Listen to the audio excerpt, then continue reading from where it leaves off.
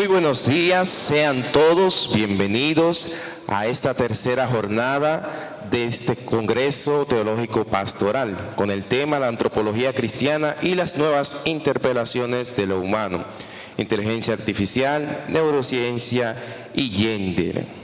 Es un honor para todos nosotros su presencia aquí entre nosotros en el seminario, en este congreso que es parte de la experiencia del Seminario Pontificio Santo Tomás de Aquino y también conjunto con el Instituto Nacional de Pastoral.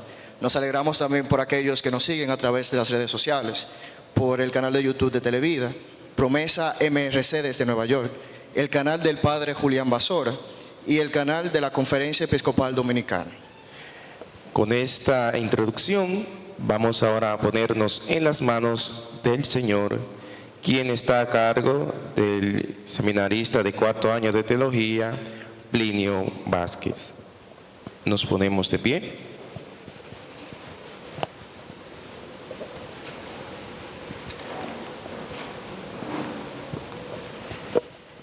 En este día, pues pongamos todo nuestro realizar, todo nuestro ser en la mano de Dios, todo nuestro entendimiento, orando con el cántico que nos propone el día de hoy, la liturgia, pidiendo a Dios esa sabiduría para que podamos actuar conforme a su voluntad. En el nombre del Padre, del Hijo y del Espíritu Santo. Amén. Dios de los padres y Señor de la misericordia, que con tu palabra hiciste todas las cosas y en tu sabiduría formaste al hombre para que dominase sobre tus criaturas y para que rigiese el mundo con santidad y justicia y lo gobernase con gratitud de corazón. Dame la sabiduría asistente de tu trono y no me excluya del número de tus siervos, porque siervo tuyo soy, hijo de tu sierva, hombre débil y de pocos años, demasiado pequeño para conocer el juicio de las leyes. Pues, aunque uno sea perfecto entre los hijos de los hombres, sin la sabiduría que procede de ti, sería estimado en nada. Contigo está la sabiduría conocedora de tus obras, que te asistió cuando hacías el mundo, y que sabe lo que es grato a tus ojos y lo que es recto según tus preceptos. Mándala de tus santos cielos y de tu trono de gloria envíala, para que me asista en mis trabajos y venga yo a saber lo que te es grato, porque ella conoce y entiende todas las cosas y me guiará prudentemente en mis obras y me guardará en su esplendor. Gloria al Padre y al Hijo y al Espíritu Santo.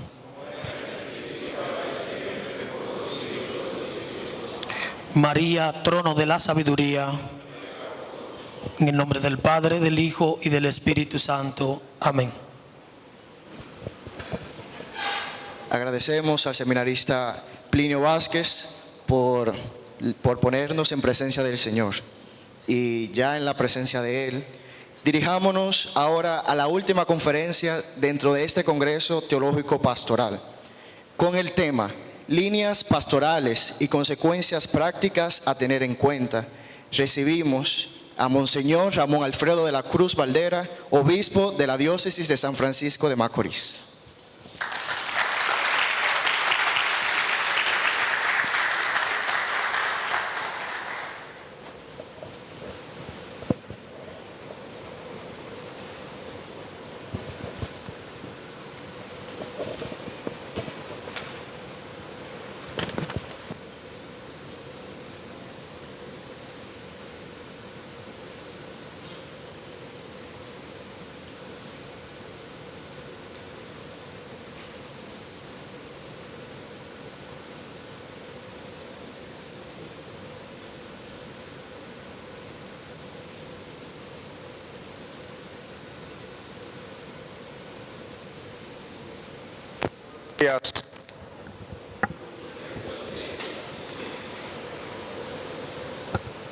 Vamos ahora a analizar un poquito algunas líneas pastorales con estos temas que hemos tratado.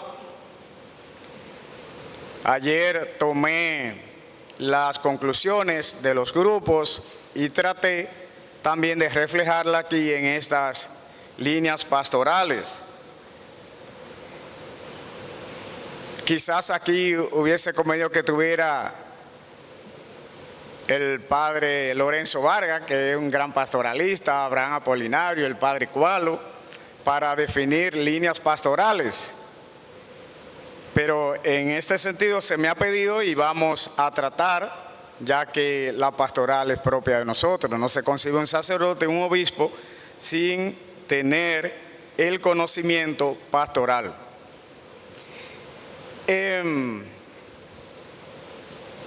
Son desafíos que vamos a ver ante nuevas situaciones. ¿Cuál es la grandeza de la iglesia? Que ha sido capaz de mirar, estudiar, analizar los signos de los tiempos e iluminarlo con el Evangelio. Porque ya así, interpretando los sueños, las esperanzas, como dice Lumen Gentium, de los hombres, la iglesia puede responder. Lo hizo el mismo Jesús, lo hizo Pablo, lo hicieron la mayoría de los apóstoles, lo hicieron los grandes teólogos. Pensemos en Santo Tomás de Aquino, de repensar la filosofía y desde la visión teológica darle un nuevo rumbo a la teología. La Iglesia en el Vaticano II también trató de responder a su tiempo. Incluso la Iglesia en el tiempo de Trento respondió a su tiempo. Porque siempre que nos referimos a Trento creemos que fue todo atraso, tradición. No, la iglesia en ese tiempo trató de responder en ese tiempo a las inquietudes que había. Son inquietudes. Hoy en día, ¿cuáles son esas inquietudes? Las que estamos mirando hoy.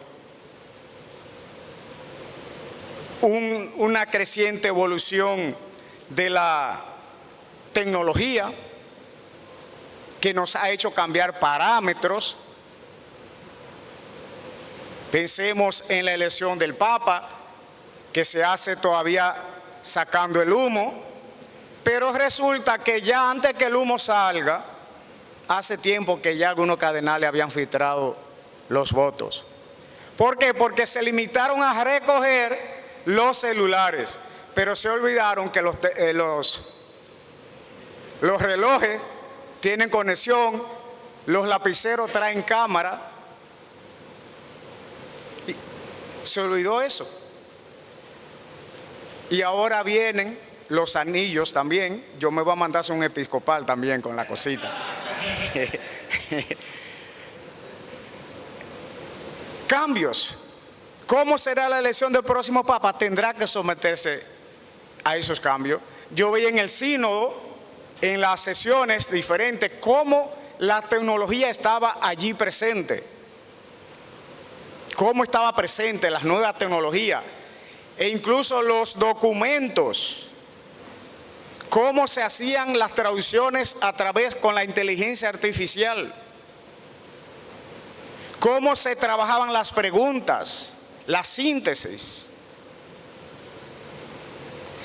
Esos desafíos no siempre son agradables a nuestros ojos.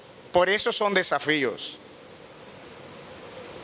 No siempre tenemos que estar de acuerdo con corrientes transhumanistas, las ideologías de género, la neurociencia. Pero independientemente de que no estoy de acuerdo con ellas, debo de estudiarla, porque ¿cómo voy a saber si estoy de acuerdo o en desacuerdo? Simplemente cegarme y decir, no estoy de acuerdo, pero ¿de qué tú no estás de acuerdo? Nos puede pasar como el año pasado en la procesión en San Francisco de Macorís, que se hace una procesión de Jesús Nazareno, y hay un joven a lo lejos en una esquina parado, y va y se acerca a la litera y la toma, insiste en que él quiere ayudar. La procesión iba llegando cerca de un cementerio que hay. Cuando la procesión dobla para la catedral, dice el joven: oh, pues yo pensaba que lo iban a dejar aquí en el cementerio, porque ni sabía que era. Él pensó que era un muerto, que iba ahí. Entonces nos puede pasar eso, a veces cargar con una cosa y creíamos que íbamos a llegar a un lado y resulta que no. El Papa nos invita a tener una mirada amplia sobre la realidad pastoral. No podemos responder al mundo de hoy si no estudiamos a profundidad los problemas, los desafíos, los avances, las bondades de estos desafíos. Porque no todo es bueno ni no todo es malo. Hay que mirar, hay que dirigir esa mirada crítica hacia aquello que nos desafía. Repito, estos son desafíos en los cuales podemos poner dos posturas o agacharnos y decir no nos importa, mantenernos indiferentes, o tratar de asumir y buscar lo bueno de cada cosa y la luz del Evangelio vivirla. Y creo que esta última es la postura de los inteligentes, porque si nos agachamos, vuelvo a poner otro ejemplo, nos puede suceder como aquella madre llena de bondad que le dijeron que su hija estaba embarazada, no estaba casada, y ella insistía en que no, en que su hija no estaba embarazada, sino que era un parásito que tenía y que le estaba creciendo la barriga. Al final de cuentas nació el muchachito y la mamá, después que nace, dice: ay, pues era verdad, ya se lo habían dicho. Entonces no puede suceder eso. Llega y no sabemos qué hacer. Responder. Aquí recobra, en esta situación actual que estamos viviendo, ese diálogo entre la fe y la ciencia. Entre la fe y la ciencia. Tiene que ser un diálogo continuo, un diálogo abierto, donde nosotros como teólogos, filósofos, católicos, estudiamos todas esas corrientes y buscamos cómo iluminarla a la luz de la fe. Ante esta situación, nosotros tenemos punto de partida. Quise elaborar 5 estrategias pastorales sobre los 3 temas. En total serían 15. Si el tiempo no me da, le doy rapidito, corro como un sonata y entonces vamos explicando. La inteligencia artificial, por ejemplo, plantea preguntas. Ya ayer lo decíamos, va a ser como especie de un resumen sobre la singularidad del ser humano y el lugar de la tecnología en nuestra sociedad. Desde una perspectiva teológica, la dignidad inherente del ser humano, decíamos ayer, creado a imagen y semejanza de Dios, no debe verse amenazada por las máquinas. No debe verse amenazada por las máquinas. La Congregación para la Doctrina de la Fe, en su documento Dignitas Persona, enfatiza la importancia de respetar la dignidad humana en todas sus dimensiones, en todos los ámbitos de la vida,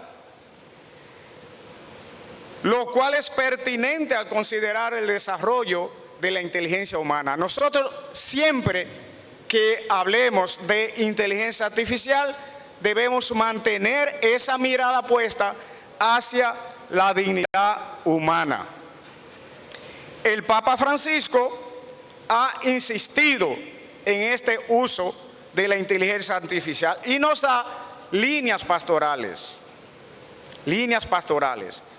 Por ejemplo, el uso ético de la inteligencia artificial, la promoción de la paz, la cooperación internacional. Como iglesia no podemos estar ajenos a los demás organismos que hay. Junto a nosotros hay muchas organizaciones que trabajan por la paz, que trabajan por el desarrollo humano. Alguien me decía que ¿qué hace la iglesia en la ONU?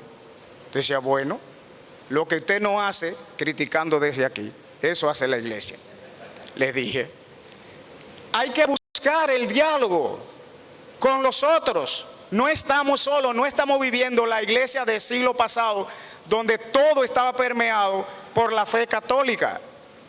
Desde la reforma de protestante de Martín Lutero, la iglesia empezó y se vio obligada a compartir con otros.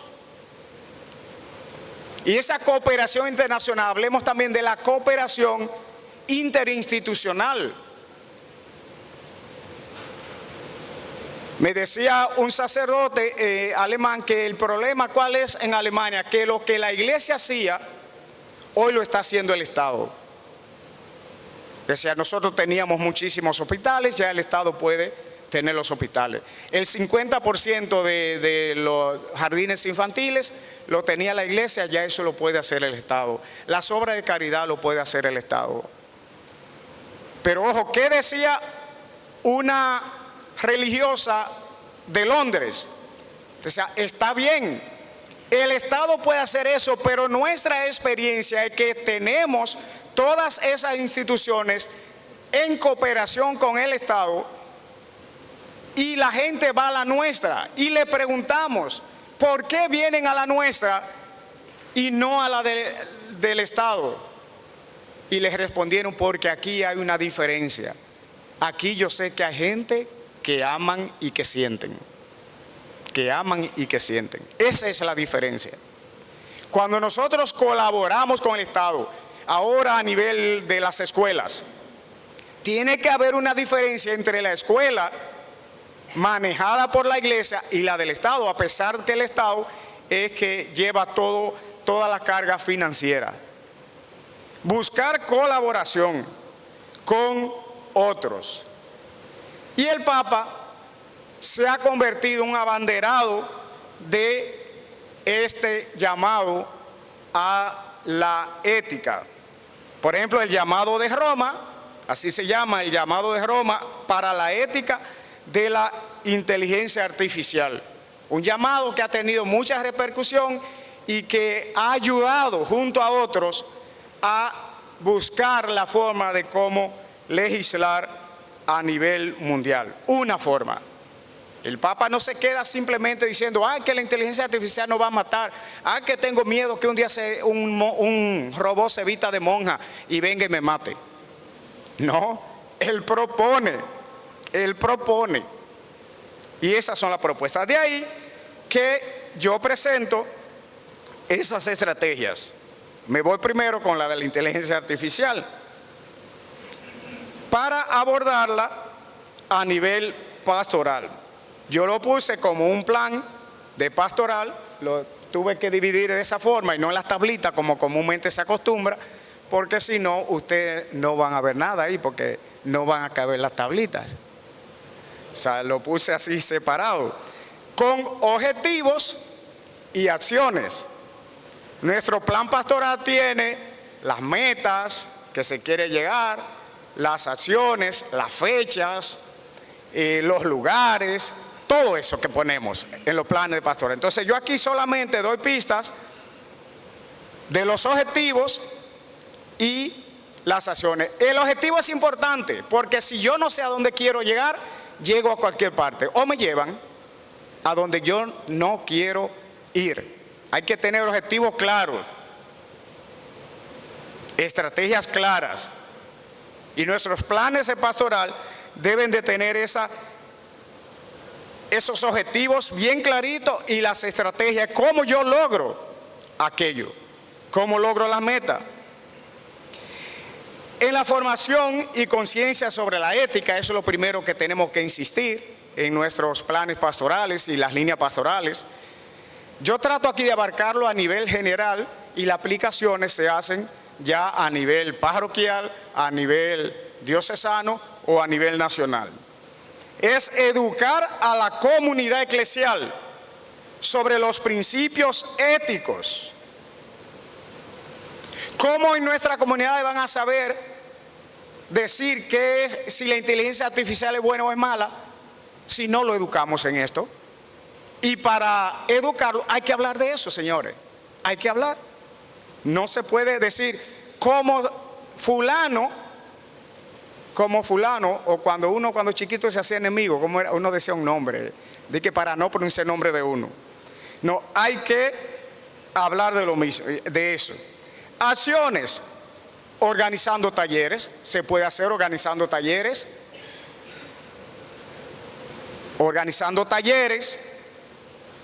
seminarios, cursos, tanto en seminarios como en parroquia, como se está haciendo aquí. Yo felicito al equipo formador y a las personas involucradas en este congreso porque eligieron temas que realmente tenemos que responder hoy en día. Tomando Laudato Si, que nos presenta una visión muy orgánica de no solamente de la naturaleza, como se ha querido ver solamente del medio ambiente, no, es que hoy se habla de un ecosistema, que es esas interconexiones de nuestra vida, donde una cosa tiene que ver con la otra o interconecta. Eso es muy importante, estos talleres. Una señora de la semana, de la sierva, de catecúmeno, que trabajan allá en la casa, cuando ella fue a limpiar a mi habitación, se dio un espanto, porque yo tengo como especie de un robocito que detecta la presencia, y yo le puse a propósito, cuidado, si no me avisan le fulmino inmediatamente. y la mujer no me pidió permiso para entrar, yo lo tenía conectado. Y la pobre se espanta.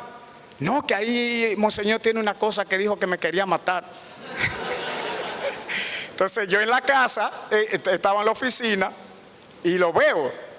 Y entonces les repito, pero excepto si son catecúmenos. Entonces la pobre pues riéndose conmigo.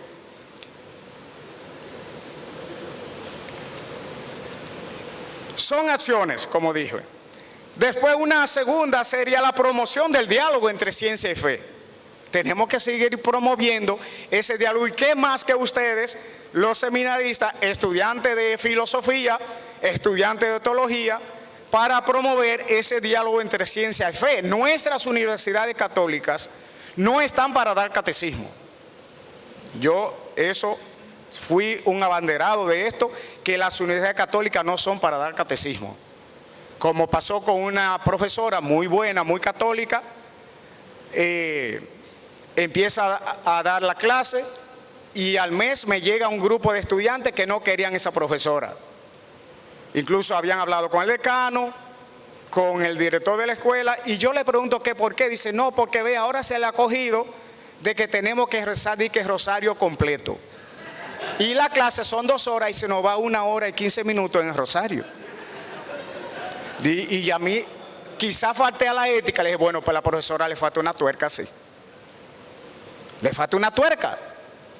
O sea, el aula universitaria no es para eso. Y luego yo hablo con ella y le digo, vea, profe, aquí tenemos 3 capillas aquí en Santo Domingo, 3 capillas. Invite a los estudiantes que busquen esos momentos libres y en esos momentos libres llévelo a la capilla a orar, porque las horas de clase están estipuladas para llenar un programa. Ahora, promueva la discusión entre ciencia y fe, que los estudiantes aprendan que la fe no es contraria a la ciencia y que la ciencia ayuda a la fe. Bueno, yo espero que ella haya temperado en ese asunto, pero creo que sí, porque después no volvió la protesta. Después le llamaron la monja. Es fomentar ese diálogo. Acciones creando paneles de discusión y foros que incluyan expertos en inteligencia artificial, líderes eclesiales, para discutir cómo la tecnología puede servir a la humanidad de manera que se alinee con la enseñanza cristiana. Vean, que esté alineada con la enseñanza cristiana. No dejárselo todo a los obispos, porque después no creemos que porque nos ponen una mitra sabemos de todo. Ese es un gran error, que a un sacerdote de que le pone una mitra cree que es sociólogo, que es tecnólogo, que es toda la cosa menos teólogo. No, los laicos, los sacerdotes, los seminaristas pueden entrar en esos momentos, en esos foros de discusión. Qué alegría me vio que era seminarista que estaba aquí ayer. Qué alegría me dio, quiere decir que es arriesgado, que se puso aquí porque le podían hacer una pregunta que lo podía meter, ponerlo chivo. Qué bueno eso, qué bueno. ¿Por qué? Porque tenemos que involucrarnos en esos foros, no solamente dejárselo a que algunos obispos respondan. Tenemos laicos especialistas en neurociencia, en inteligencia artificial, en teoría de género. Entonces busquemos esas personas que vayan a esos diferentes foros a discutir. Tenemos que hacerlo como iglesia. Incorporación en la reflexión teológica sobre la inteligencia artificial en la pastoral. Integrar esa reflexión. ¿Cómo nos interpela? Desarrollando materiales, recursos para grupos de oración, de catequesis, de formación cristiana en nuestras comunidades. Porque uno diría, bueno, pero ¿para qué hablarle de inteligencia artificial en el campo de Jumunú, para allá, para Santiago? ¿Cómo hablarle?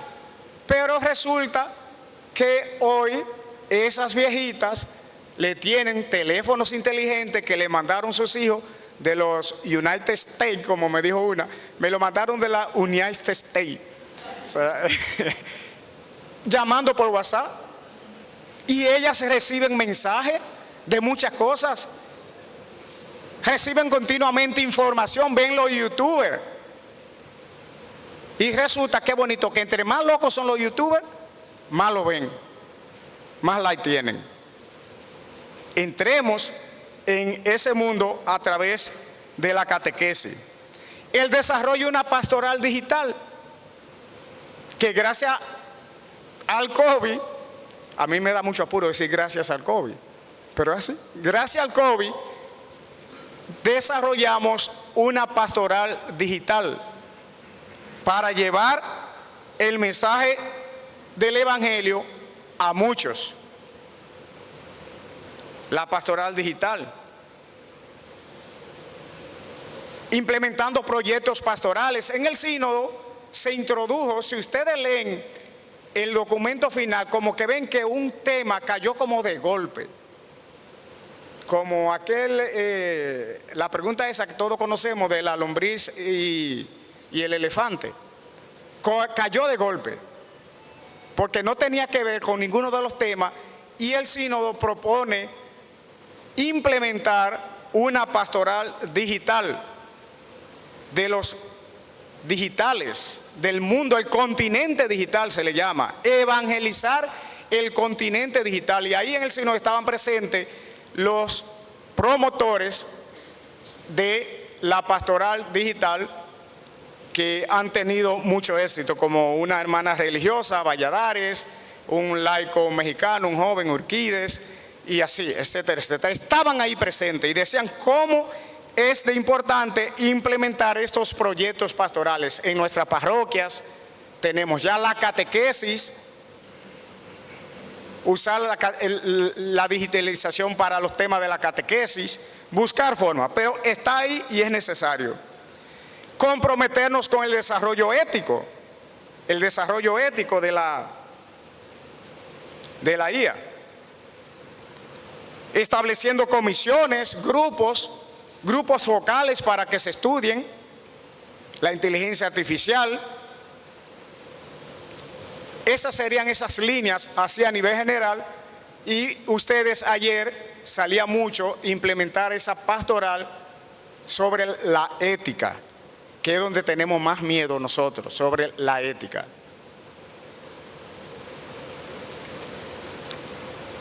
Teoría de género. Vean que no hablo de ideología de género, sino teoría de género. Sé que muchos se espantaron ayer con la exponencia de la hermana María Magdalena. Le veía los ojos a muchos como la Magdalena, lloroso y medio espantado. Le latía el corazón. Pero, señores, está ahí. No hablar de ello, no saber nada de cuáles son los principales autores. Ya por aquí mencionó Richard, creo que fue, sobre el tema. ¿Fue Richard? Sí. Sobre esa temática de Judith Butler. Es bueno que se involucren. Antes queríamos que nosotros nos defendiéramos contra los marxistas, leninistas, pero no se nos permitía estudiar el libro de Marx. Entonces, ¿qué carajo? Escúchenme la palabra, que no es común, pero ahí hay que hablar como los españoles. ¿Qué carajo vamos a defender si no conocemos? ¿Qué vamos a defender? ¿Hablar cosas insignificantes? No. Conocer, tenemos que conocer todo esto pensamiento. ¿Por qué? Porque ella presenta también desafío para la presentación tradicional y la comprensión tradicional de la sexualidad humana y la complementariedad de los sexos. ¿Estamos ahí? ¿Cómo profundizar más? Amoris Laetitia del Papa Francisco nos presenta, aborda esa complejidad de los temas de género, de familia, de la reproducción, reconociendo la necesidad de acompañamiento pastoral que se enfoque en la misericordia y el respeto de la dignidad de cada persona, sin renunciar, ojo, sin renunciar a la enseñanza de la Iglesia sobre familia y el matrimonio. Ese es el mensaje que el Papa busca. Se ve como desafío. Tenemos que abordarlo, pero tenemos que reconocer y actuar con misericordia y respeto a la dignidad de cada persona, sin renunciar a las enseñanzas de la Iglesia sobre familia y matrimonio. Presento, viendo eso del Papa, 5 acciones y 5 objetivos. Educación y formación. En cada uno de los 3 está de primero formación, educación. Formación y educación. Proporcionar una comprensión clara y precisa de la enseñanza de la Iglesia sobre la dignidad humana y la sexualidad, fomentando el diálogo informado y respetuoso sobre la teoría de género, alineado con los valores y enseñanza de la Iglesia. Observen bien, siempre termino, enseñanza de la Iglesia, porque nosotros tenemos también una visión teológica de la mujer. Tenemos buenas teólogas que a veces nos parecen como un poco combativas. Ellas tienen que defenderse también ante todos estos hombres, ¿verdad? ¿Qué usted dice, hermana Magdalena? Hay que también levantar la voz y expresarse. Fomentar un diálogo informado y respetuoso sobre la teoría de género. No idealizarnos nosotros, ideologizarnos nosotros, sesgando nuestra mirada y decir, no es solamente esto. No, yo miro hacia allá, pero a mi lado hay muchas cosas a las cuales yo tengo que ver. Teoría de género, no toda la teoría de género es mala. Hay más aportes para el Evangelio, para nuestra vida de fe, que contrariedades. Lo que pasa es que nos sesgamos y nos convertimos en fundamentalistas, nada más vemos una sola mirada. Organizar talleres, seminarios. Me pregunto si a nivel de nuestra pastoral hemos tratado a profundidad la teoría de género con nuestra gente. La antropología cristiana, la antropología del cuerpo, la sexualidad. Son temas importantes que debemos desarrollar. Materiales educativos. Segundo, acompañamiento pastoral. Ofrecer un espacio seguro y acogedor para las personas que experimentan conflictos o cuestionamientos sobre su identidad de género.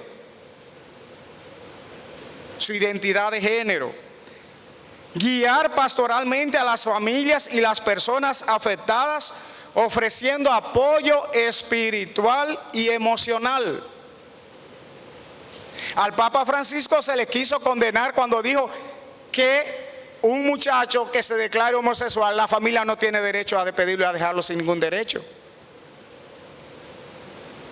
¿Por qué? Porque él mira a la persona, no a su condición.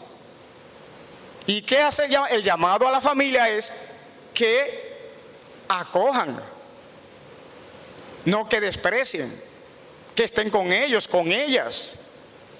Esa acogida de misericordia, pero la iglesia también guiar pastoralmente a esas familias que te llegan a ti como sacerdote. Padre, mire que tengo un gran problema. Mi hija parece como que le llama la atención una amiguita. Usted ve, yo no sé bien, no, pero yo creo. ¿Qué usted le dirá? Pues coja a esa muchacha y déle una pela de falda alzada. ¿Eso ustedes le van a aconsejar hoy? No, mirada acogida de misericordia, de ayuda. Se deben crear grupos de acompañamiento pastoral especializados en temas de sexualidad y género, capacitados para escuchar, para dialogar, para acompañar a las personas en su jornada espiritual. Porque yo le aseguro, no se puede decir por la Televida, para que no se me muera nadie de ustedes de Televida, porque Televida es la vida.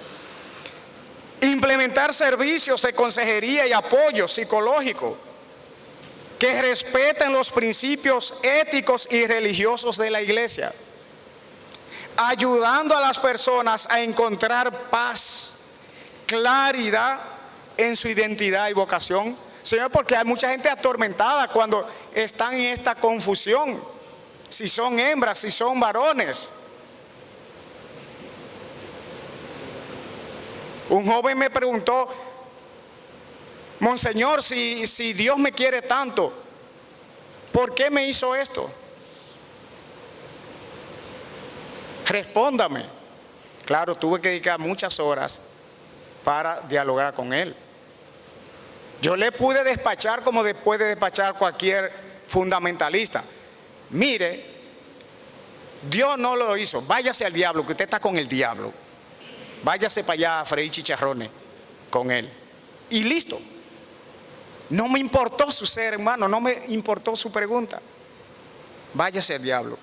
Y lo castigamos inmediatamente. Grupo de escucha. En el sínodo se está proponiendo el ministerio de escucha. Porque si bien estamos interconectados, todos, informados, cada vez nos sentimos más solos. Más solos. Un artista muy famoso, conocido mío, me decía: ¿usted sabe cuál es el momento más difícil para mí? Cuando yo llego al hotel. Después de tanta bulla y tanto aplauso, cuando yo llego ahí al hotel, la soledad total. Dice, a partir de ahí, gracias a Dios, mi esposa me prometió todo el tiempo esperarme en el hotel. Y ella hasta ahora ha cumplido. Cuando él sale a una presentación, no importa en qué parte del mundo, su esposa está ahí, en el hotel. Y yo le dije un día, cuidado, si usted acechando que no se le meta otra. Pero yo sé cuál fue la razón, fue un acuerdo de ellos. La escucha, el acompañamiento. Hay gente que necesitan ser escuchada. Ser escuchada. Y hoy, ante todas estas confusiones, en esta época que está cambiando de manera acelerada, la escucha se hace muy necesaria. El ministerio de la escucha, capacítense, queridos seminaristas, sacerdotes, en ese ministerio de escuchar al otro. De escuchar al otro. En la universidad llegó un señor enojado totalmente. Y yo me puse a escucharlo. Y antes de que yo hablara, me dijo, padre, muchas gracias porque usted me ayudó a resolver el problema. Y yo por dentro, pero ven acá, yo no he dicho nada. Y ya dice que se resolvió el problema. Simplemente lo escuché también y le dije, qué bueno, pues váyase tranquilo. Váyase tranquilo. O sea, le ayudé a resolver el problema. Promoción del diálogo, la acogida. La hermana decía ayer, la hermana María Magdalena, esa iglesia que acoge, llena de misericordia. Se deben construir puentes de diálogo entre la iglesia y la sociedad, especialmente con aquellos que se sienten marginados o incomprendidos debido a su identidad de género. Aquella persona, fomentar la cultura de acogida. De acogida. Diálogo y acogida. Esa es una de las respuestas de la iglesia en este tiempo. Diálogo y acogida. Organizar foros de discusión también, como decía, de la inteligencia artificial. Encuentros que promuevan el respeto mutuo y el entendimiento, incluyendo a todos, como dice el Papa, todos, incluyendo a los teólogos, a los científicos, a los miembros de la comunidad LGTBIQ, a las feministas, que estén dispuestos al diálogo. Eso es muy importante, oiga, que estén dispuestos al diálogo. Lástima que no se vea con todos esos bombillos prendidos ahí.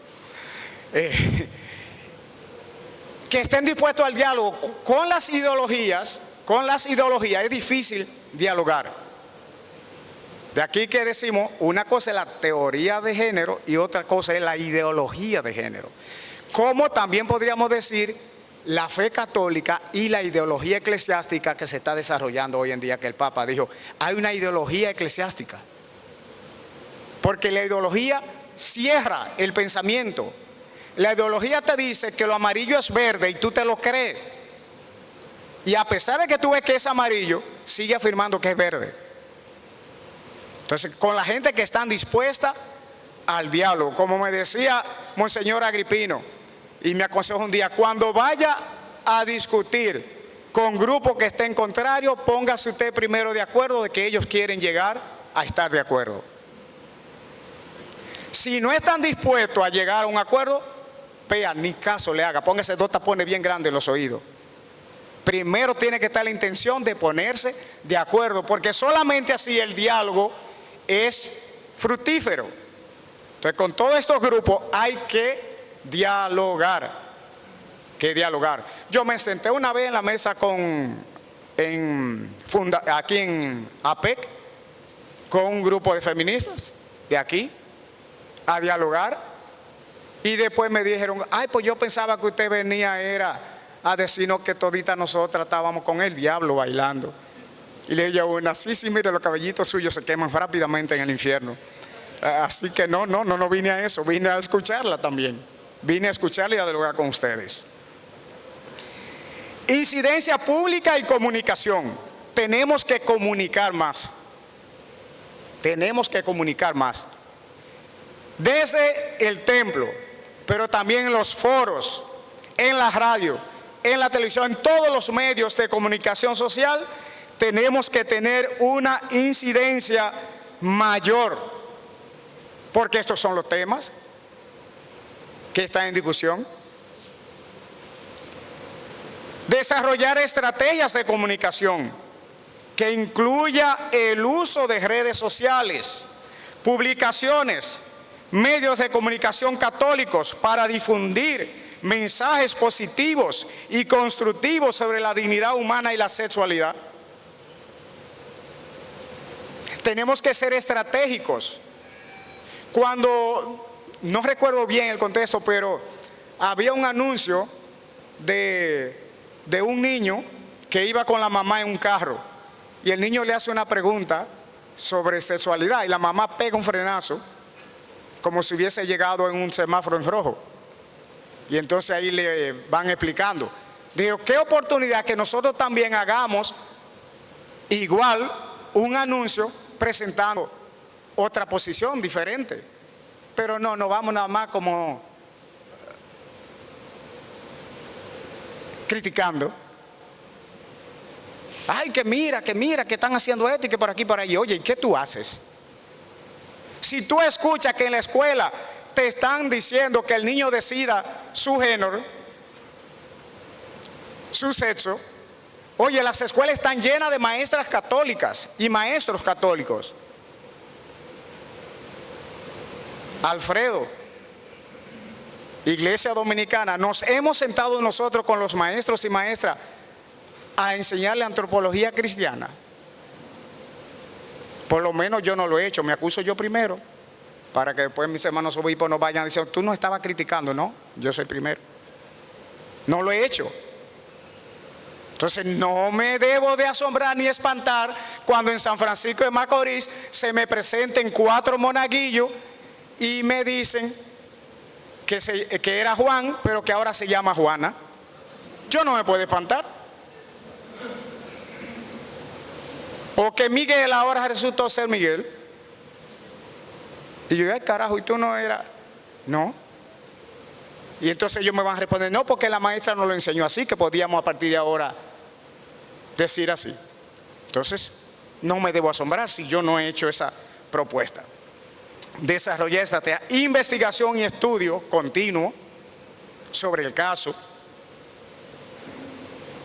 Una de las cuestiones de las cuales yo estoy preocupado y voy a tratar de seguir motivando a la Conferencia del Episcopado Dominicano es que manejemos datos, como decía el ingeniero José Armando, que manejemos datos. Nosotros no sabemos, no conocemos de datos, ni siquiera sabemos qué cantidad de católicos somos, porque el último censo donde esperábamos que iba a recoger eso, obvió la pregunta, no aparece. Cosa fundamental en un país, ¿cuántos católicos somos? Ah, que los evangélicos están creciendo. Me salta uno, eso es mentira. Y digo, pues mentira también la tuya porque tú no tienes ningún dato. Ambas son mentiras, porque tú no tienes ningún dato para decir si están creciendo o no están creciendo. ¿Cuántas personas tenemos nosotros en esta situación, en esta problemática, en este desafío de identidad de género? ¿Cuántas tenemos en nuestras parroquias? A veces lo tenemos, lo que pasa es que nos sucede como lo político, que viendo que estamos perdiendo, decimos que estamos ganando. Ahora como ahora uno que sacó, se empataron y después decían que no, que fue que ganó porque le pusieron la letra donde no iba, que no, que fue que el papel se lo cambiaron, que ese papel estaba lleno de yo no sé qué. O sea, empezamos a renegar y a huir de la realidad para no confrontar, no vernos con el problema. Mantenernos informados y actualizados sobre los desarrollos teóricos y prácticos de estudio de género. Hagan tesis, no tengan miedo. Hagan tesis sobre ese problema. Plantéenlo. Proporciónenlo también a la comunidad cristiana, los hallazgos. Es necesario hacer estos estudios académicos. ¿Por qué? Porque la academia tiene ojos diferentes. La academia es menos sesgada. La academia se basa en datos, en la realidad misma. Y es importante para todos nosotros. Por último, nos vamos a lo que es la neurociencia. Ya esa es un poquito más difícil para aplicar en nuestro país, pero tenemos neurocientíficos aquí en nuestro país, personas académicos que están desarrollándose bastante en esta área y que creo que la Iglesia puede dar respuesta a este desafío contemporáneo. ¿Por qué? Porque los hallazgos en neurociencia nos sirven en nuestra aplicación pastoral. ¿Por qué el ser creyente? ¿Por qué? ¿Por qué los horarios? ¿Cómo manejar la catequesis? ¿Cómo enseñar en un grupo que 5 te son analfabetos o no letrados y 4 cómo hacer? Pero la neurociencia nos puede ayudar a resolver ese dilema. Estrategias: fomento del diálogo entre la neurociencia y la teología. Ustedes seguir profundizando aquí, el Instituto de Pastoral seguir profundizando. Y como le dije, hay muchos académicos aquí ya especializados en neurociencia y que pueden ayudar a esto, establecer ese diálogo constructivo entre neurocientíficos y teólogos para lograr las intersecciones entre comprensión científica del cerebro humano y la enseñanza católica sobre la persona y la moralidad. ¿Qué sucede si viene un neurocientífico y te dice que el ser religioso pertenece a una del cerebro humano y no exista un Dios, no porque exista Jesucristo, sino que como se dice un autor, se me olvidó el nombre, que él es estudioso de las grandes religiones, es un clásico. La cultura de por sí es religiosa. ¿Quién? ¿Miguel? Milcíades, sí. Milcíades, Ilíades. Exacto. Eso pertenece al ser humano. Entonces, todo tiende a lo religioso. ¿Cómo explicamos la existencia de Dios? Porque si ya eso es algo natural, ¿cómo puede manejarse? Son preguntas. Tenemos que seguir organizando conferencias, seminarios, conjuntos que reúnan estas dos visiones de la realidad. ¿Para qué? Para arrojar luz. El sínodo tiene esa gran ventaja que están formando comisiones. Durante todo este año hasta octubre se están formando comisiones para estudiar estos temas que el sínodo llama controvertidos, porque es verdad, son controvertidos y eso se pudo ver ayer. Ustedes, yo le hubiese puesto este relojito a alguno mientras la hermana hablaba y de seguro que le llegaba la frecuencia cardíaca a 180. A 180. O sea, tenemos que abordarlo. Educación y formación en neuroética. La formación es importante. Ya estamos terminando. La voy a ir pasando rápido. Integración de los avances neurocientíficos en la pastoral de la salud. ¿Cómo la pastoral de la salud puede aprovechar estos avances, utilizar estos conocimientos para las terapias, desarrollar programas, tener médicos especialistas en neurociencia para estudiar, analizar situaciones de pacientes que se presentan en los diferentes dispensarios, hospitales, centros de salud de nuestra iglesia? Eso es sumamente importante. La promoción de investigaciones en nuestras universidades católicas, pero también aquí. Ese es el otro tema que tienen que abordar. La neurociencia, y el pensamiento filosófico. Un tema ahí, la neurociencia y el pensamiento filosófico.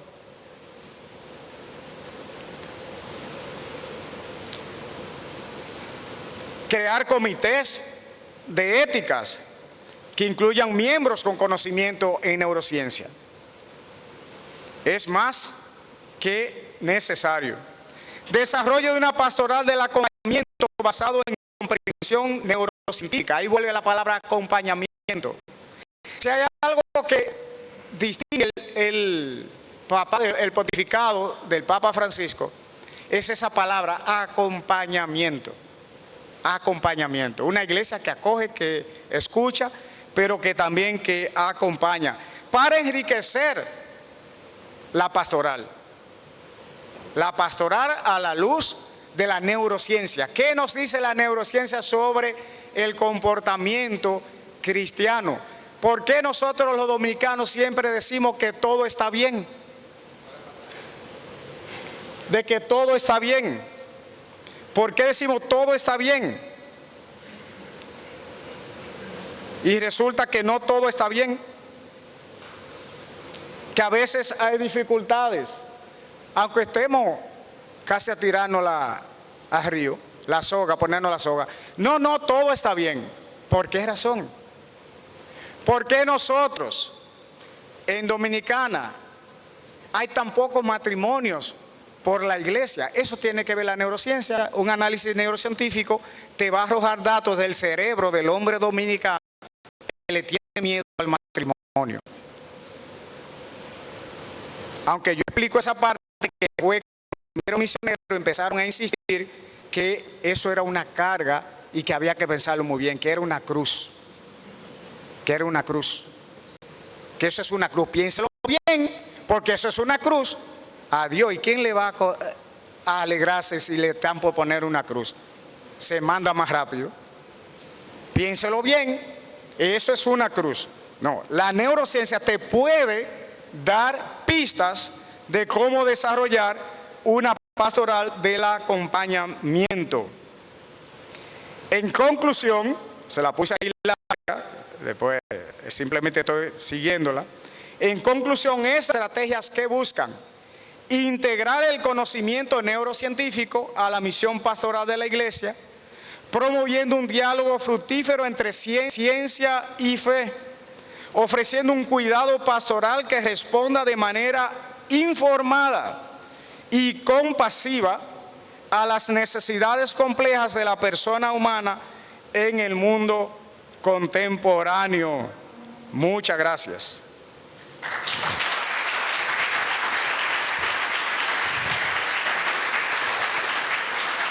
Agradecemos esta conferencia que hemos tenido, la última del día de hoy. Pues se queda aquí con nosotros para el momento de las preguntas. Así que todo el interesado, por favor, puede hacer sus preguntas. Detalle importante, luego de que terminemos con las preguntas, vamos al receso. Y en el momento del receso, en los grupos de WhatsApp académicos va a estar un link donde realizarán la evaluación. En dado caso usted no pertenezca a ningún grupo académico, pues en la mesa de redacción puede escanear el código QR y ahí podrá realizar la evaluación. Es de suma importancia que todos realicemos esa evaluación. Buenos días, seminarista Julio César.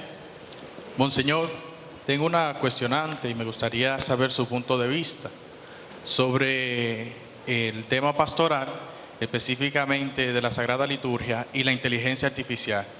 ¿Qué usted considera sobre el uso de la inteligencia y la tecnología en la liturgia? Es decir, ahora mismo se utiliza mucho para rezar la liturgia de las horas el teléfono, y también he escuchado casos de utilizar la tecnología para usar hasta el misal. ¿Qué usted considera de eso? Esa sí es una pregunta buena, oye. Año 1900, quizá 93, 94. Yo estaba en Alemania rezando con una BlackBerry. En esos tiempos no existían iPhone ni toda esa cosa. Y un padre, ya medio mayor, nada más miraba y miraba. Cuando salgo, nos sentamos de manera coincidencial frente a frente y me dice: Alfredo, eso que tú estás haciendo es indigno. Yo dije: padre, ¿cómo que es indigno? Sí, rezar en ese aparatico. Le digo: ay, padre, usted sabe que también a los monjes le dijeron lo mismo cuando empezaron a leer en los libros impresos por Gutenberg, porque no estaban escritos a base de oración en los monasterios. Esa fue mi respuesta. Cuando viene la imprenta, muchos monasterios quedan desempleados porque no pueden seguir escribiendo a mano, porque la imprenta empezó a multiplicárselo, y dijeron que eso era indigno, que había que quemarlo porque no fue hecho a base de oración.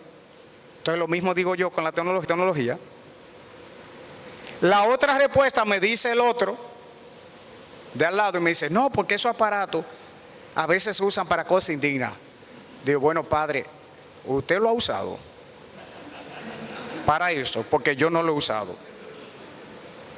Yo soy calladito, pero soy respondón. O sea, yo no lo he usado, simplemente le contesté eso.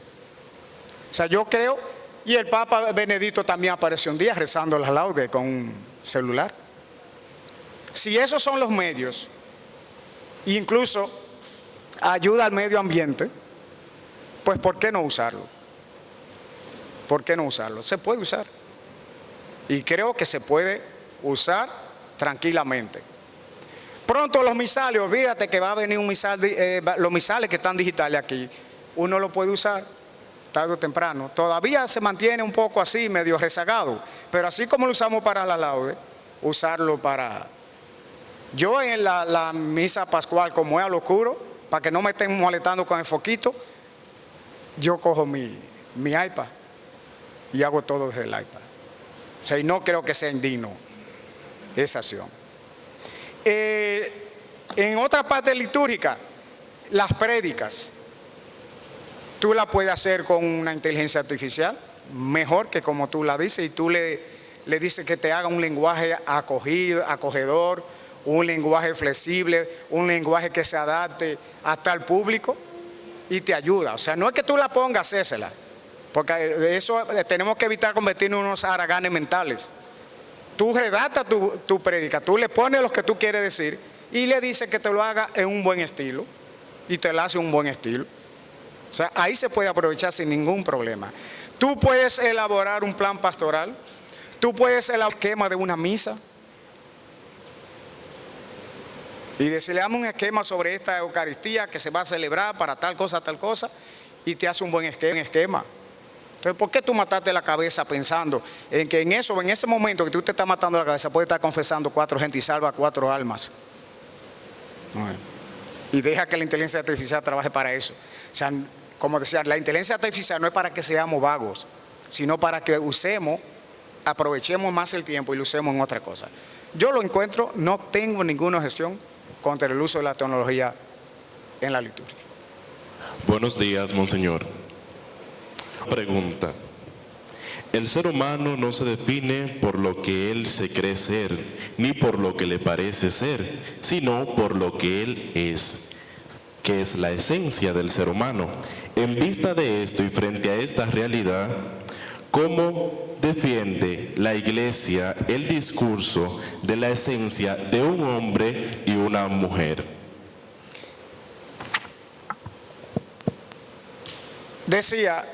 Conversaba con algunos, si nos vamos a Judith Butler,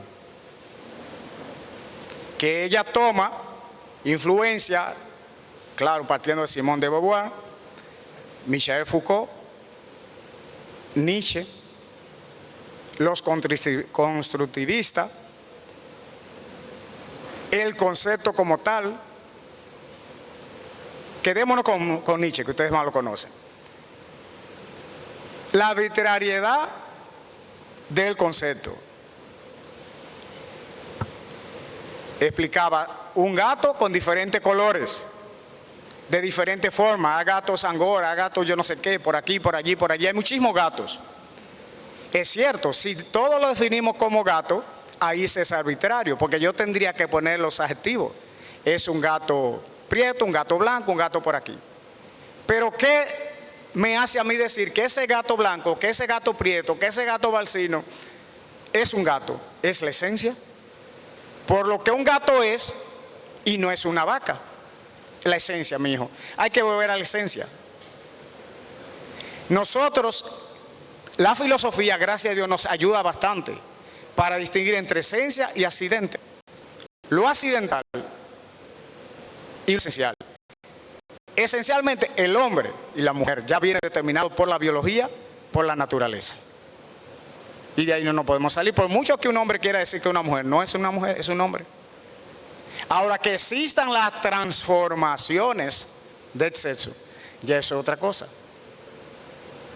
Entonces ahí es donde estamos, en ese tema controvertido, cómo definir un transexual.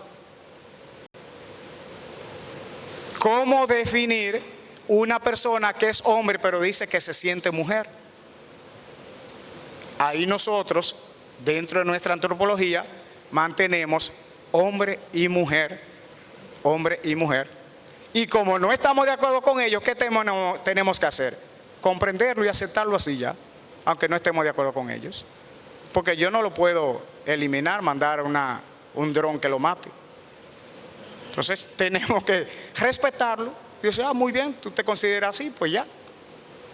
Y anunciar el evangelio. No salirse de lo que yo decía, la dignidad humana y también esa distinción biológica natural. Porque la equivocación está en eso, en lo que es el ser. Y yo creo que ella, como está todavía viva, podrá ir refiriendo esos datos de la esencia. Porque ahí también ellos tienen problemas en explicárnoslo a nosotros.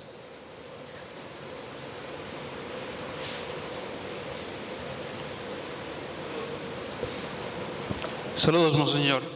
Seminarista Ronaldo Vera, de Primero de Filosofía. Usted dijo que cuando usted asistió al sínodo vio la tecnología presente en ella. Mi pregunta es, ¿sería un atraso o un progreso que la Iglesia introduzca la tecnología en sus diversas acciones litúrgicas, así como la IA y todo lo que conviene a la tecnología avanzada? Es un progreso, es un progreso, porque va creciendo.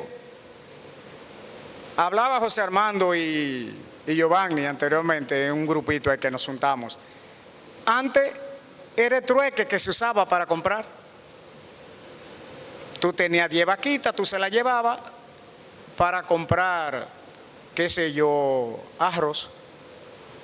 Eso era pesadísimo. Después vino la moneda. Después vino el oro. Había que andar con saco de oro para ir a pagar.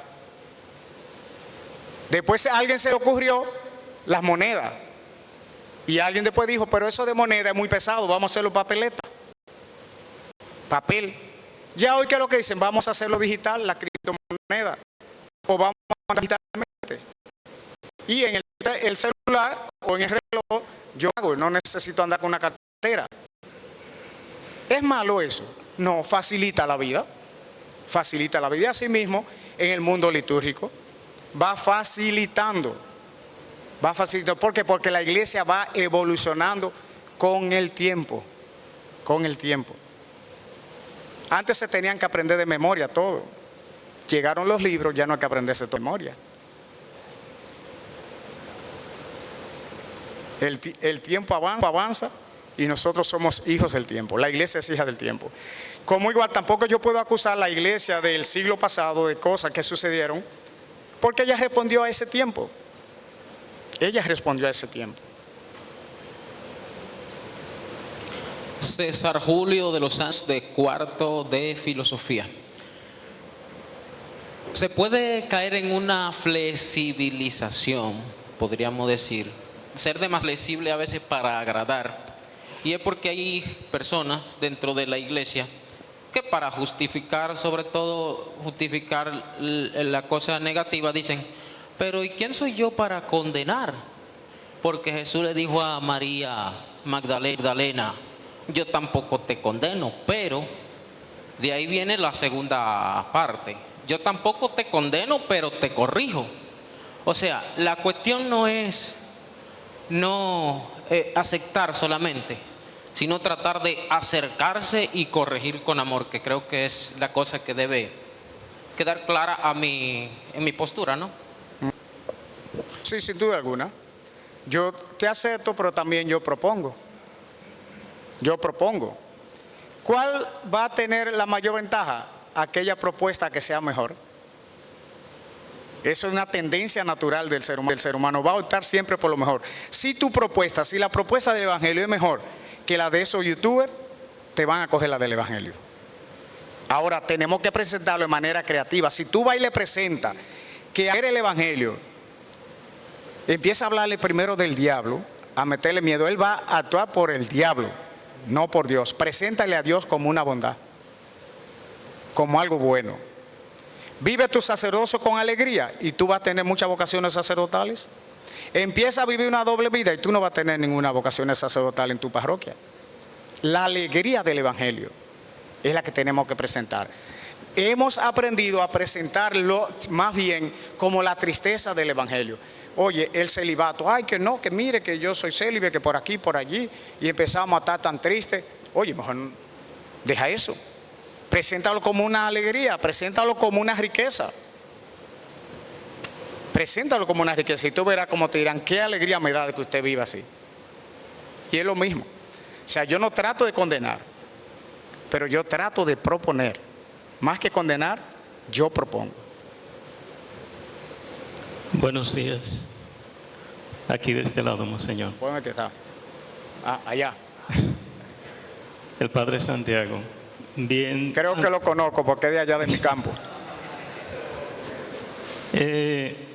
Ha estado presentando propuestas para la implementación en la pastoral de estas realidades.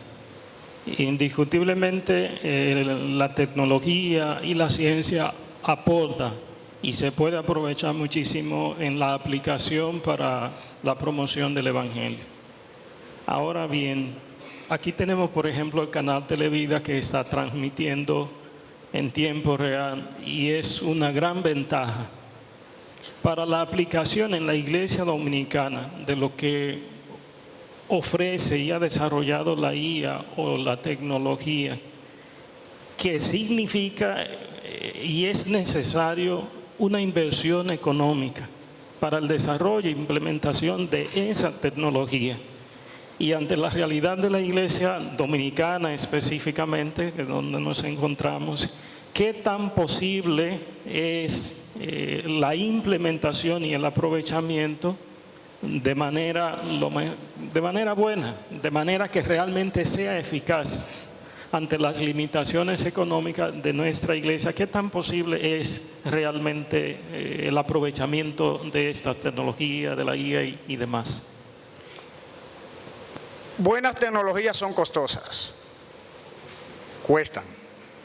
Mantener un canal como Televida, no sé cuánto sería el presupuesto, pero es bastante grande. Yo creo que a nivel pastoral, así como nosotros hacemos colecta para el seminario, colecta para los pobres, ¿por qué no ocurrirse en una colecta para los medios de comunicación católica y apoyarlo? Si a mí se me presenta una persona y me dice, vea, monseñor, yo quiero aportar 5 millones de pesos para la iglesia, no pensar solamente en mi diócesis. Ahí está Giovanni contentísimo. Decir, bueno, vamos, vea, allí hay una necesidad. Tenemos canales católicos, pues apoyar eso. Nosotros tenemos que involucrarnos no solamente con esas propuestas de pensamiento, sino económica. Y ustedes como futuros sacerdotes, yo como obispo y aquí los sacerdotes, motivar en las parroquias que la gente ayude, aporte a estos medios que ya tienen una tradición dentro de la iglesia, que son serios, que se ajustan a todo lo que es la enseñanza de la iglesia, para que ellos puedan crecer. Porque si no, no van a poder.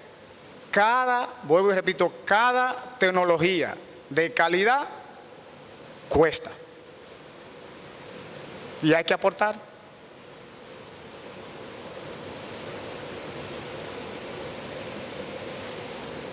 Ya no hace más preguntas porque le dije que había que aportar. Bien, pues agradecemos a Monseñor por responder estas preguntas. De esta manera damos paso al receso y luego volvemos a la Eucaristía a las 10:50. Recordar, en los grupos están el link donde se realizará la evaluación de este congreso. Por favor, entrar al link, y los que no tienen el link pueden pasar a la mesa de redacción, que ahí está el código QR, el cual pueden escanear.